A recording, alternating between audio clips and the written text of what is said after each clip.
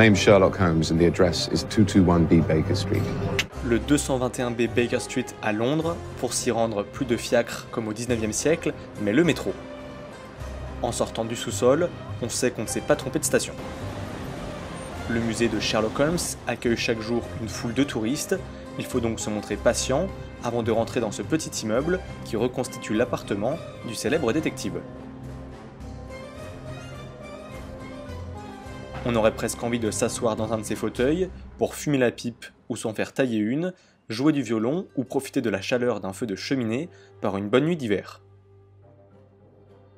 Des objets censés avoir appartenu à Sherlock lui-même sont présentés au public et quelques mannequins représentent des personnages emblématiques de l'œuvre d'Arthur Conan Doyle.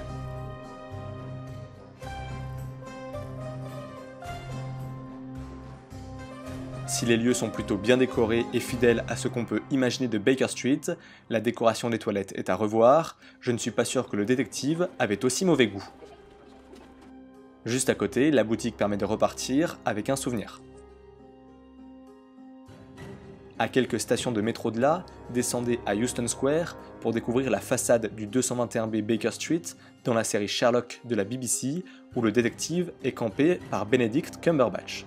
Le petit restaurant juste en dessous doit sûrement remercier la notoriété du show qui lui ramène de nombreux fans pour faire des photos.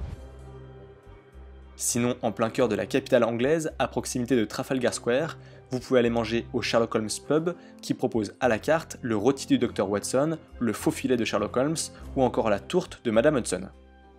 Le restaurant est à l'étage et propose lui aussi une reconstitution de l'appartement du détective, une bonne idée même si les clients doivent parfois supporter l'arrivée de touristes alors qu'ils sont en train de manger.